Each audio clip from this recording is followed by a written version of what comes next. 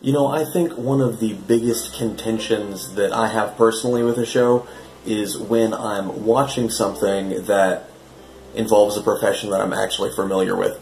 Now, a lot of times this is something like movie production or working in a radio that oftentimes seems kind of inaccurate just because, you know, I've worked in that industry and I know that, you know, game designers and lawyers and police officers have it much worse than I do, but it is a little nagging bit of information that bothers me a lot. Military stuff too, actually.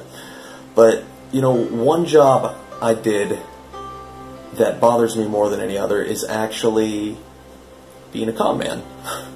Believe it or not, when I was fresh out of college and still sort of trying to find my way in the world, I lived for about a year as a con man before I ended up joining the military, and then I continued to live as a con man, actually doing a lot of cons on the side for extra money, because the military pays pretty good, but that doesn't matter when you are terrible with money, and I am, or at least I was awful with money in that day and age. I'm a little better about it now. But, you know, the thing I notice about portrayals of con men in the media so often is that they make it seem like it's this really smart person outsmarting the unsuspecting, like they have some genius idea and they just play them, and, you know, their life is good because they're able to take advantage of dumb people. And that's not really what being a con man is all about. Being a con man is about identifying aspects in a person that you are able to then take advantage of. Maybe a person is lonely, maybe a person just wants someone to talk to, maybe a person is just genuinely kind-hearted, and you find those aspects about people and you use them to make money or put yourself in a better, you know, situation, just a more advantageous situation. It's not so much about tricking, it really is much more about taking an example from my personal life. I used to run a couple of scams pretty regularly.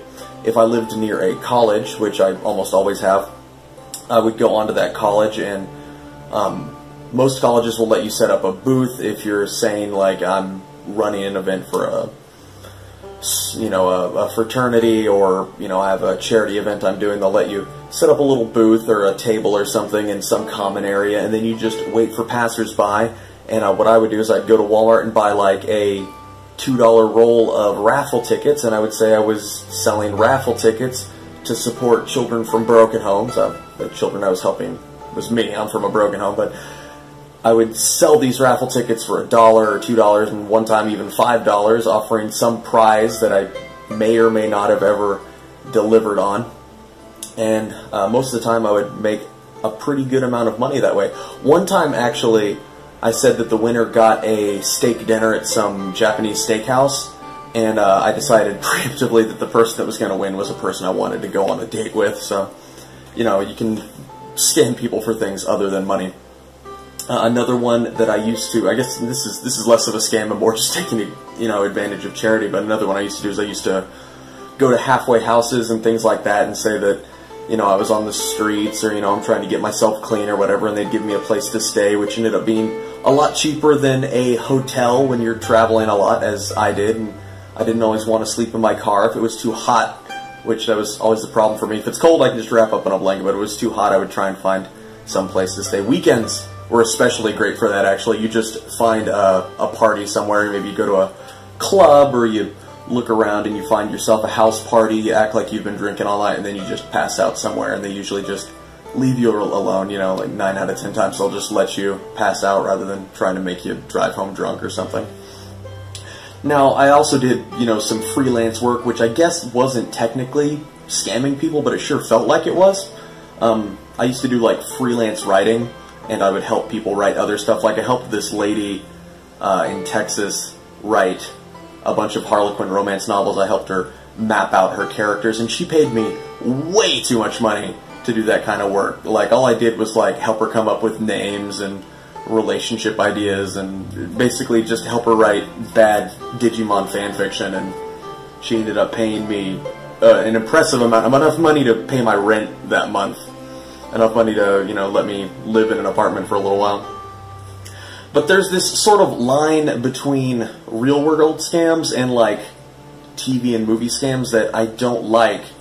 And scammers are often portrayed as like these villainous people, or they're portrayed as being very affluent and rich and smart, when I think the reality is most con artists, like I'd say like 70 to 90% of the people you're going to meet that are going to try and run a scam on you are probably down on their luck. They're probably not in good situations. In my case, I couldn't find a job, and I didn't really have any desire to stick in one place.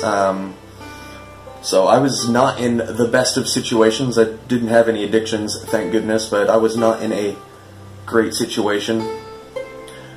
And I think it's just far too often that, you know, you get con men in TV shows and things like that that are presented as, you know, cool guys or clever or really smart, and then they use their scamming abilities to make ludicrous amounts of money. And it was like less money than a minimum wage job by far. Like, even if I did a scam like every day of the week, working more than 8 hours a day, I would almost definitely end up with less money than if I had just gotten a job and worked somewhere. Now, there are actually a couple of good media representations of con men that I really like, and you know, my experience as a con man affected that. There's this book called Going Postal by this guy, Terry Pratchett. Great book. I recommend it to everybody. Really hilarious book. But there's this guy, Moist, and Moist just lives as a con man, and he runs a lot of schemes and things like that. But he's never presented to be like affluent or super rich or anything. He's just clever and good at talking, and always sort of has a backup plan. And I really like that about that book, Going Postal. But the one I really want to talk about a little bit more, just because there's a personal connection, and I'll get into that in a minute, is Mob Psycho 100. Now, in Mob Psycho 100, there is a character, Reagan, and Reagan is a con man. There's just no way around it. That's how he makes his living. He says that he runs a psychic spirit detective exorcism service, but really, he just scams people. But the way this is presented in universe is never a bad thing. He says that he's, you know, exorcising demons out of somebody, but he's just giving them a massage and helping them relax, or he's just telling them the things that they really want or need to hear to help them through their life. And that speaks to me, because that's a lot of what I kind of saw myself doing. Whether or not it was true is up for debate, but when I would take advantage of these weaknesses people had, a lot of what I would do is just make them feel good about themselves, make them feel smart, and I don't feel as though they would walk away lesser for my scam, but usually probably greater, minus, you know, the people buying the raffle tickets. Those guys are, you know, just out a couple of dollars. You know, and if I ever scammed you over in Lawton, Oklahoma, or Killeen, Texas, pulling a fake raffle scam, and you remember somebody selling raffle tickets, I'm sorry. I kind of regret those ones. Those scams never ended up making me that much money anyway. But Reagan is this really interesting figure piece in Mob Psycho 100, I think, because he is sort of presented as the most powerful character, and let me clarify that. Mob Psycho 100 is, of course, an anime where a lot of the characters have crazy supernatural powers, but they're all really socially inept. All the people with the crazy powers are just not good at being social or talking to people, and it's Reagan's ability to communicate with people, tell people what they want to hear, tell people what they need to hear, that really gives him all of his power.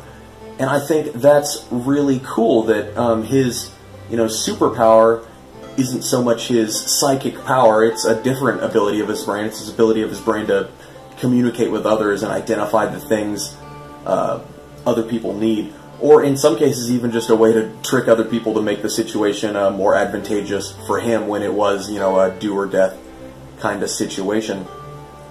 I think talking and charisma is such an underrated superpower, probably because it's not especially interesting to film, I guess.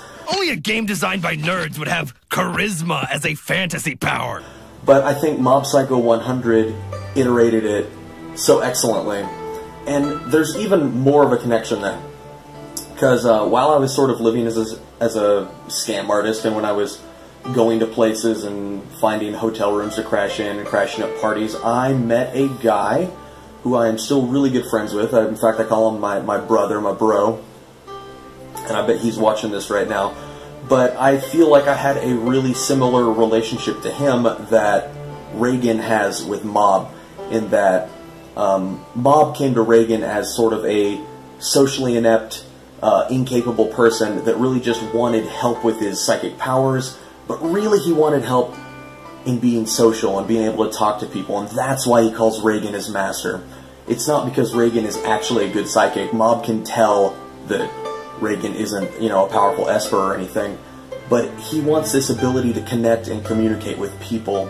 And when I found my bro, he was basically also a scam artist. He would take advantage of people because he was a, you know, attractive, good-looking guy, and he would more or less just drift place to place, relationship to relationship, getting emotionally tugged and ending up in bad and toxic relationships. And I sort of, I believe, helped him kind of get on his own feet and figure out his own life, learn to think about things logically and identify these problems in people, learn how to manipulate the aspects of people that they don't like.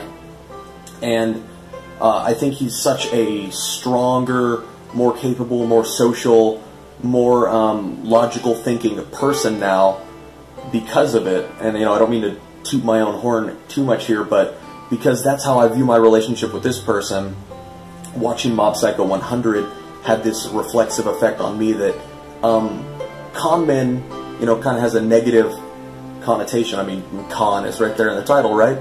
But to me, it doesn't necessarily mean that you're a bad person. It means that you're a person that identifies certain traits in certain people, and you learn how to react and work with that. And I don't think that's so bad. I think that's part of being a human. I think part of being a human is learning to deal and react to traits like that. And that's why I think Mob Psycho 100 is such a good show to me. It's a show I very much like, especially because of the way that relationships are presented, that everyone has strengths and weaknesses, but it's being able to identify those weaknesses and identify the needs in other people that makes you good at communicating and is actually a better superpower than being able to lift boulders over your head with your brain. And yeah, I really like that. This has been another episode of Connect the Dots. I am currently working on getting a tripod and a better microphone. I busted out my old production recording microphone only to find out that it did not want to work correctly, so that's something I have to figure out. But I have a tripod on the way right now, so we can look forward to production quality going up a little bit. I also busted out some of my old editing programs, if you can't tell by the stuff that's been right here. Anyway, thanks for watching, and all you guys out there, stay hungry.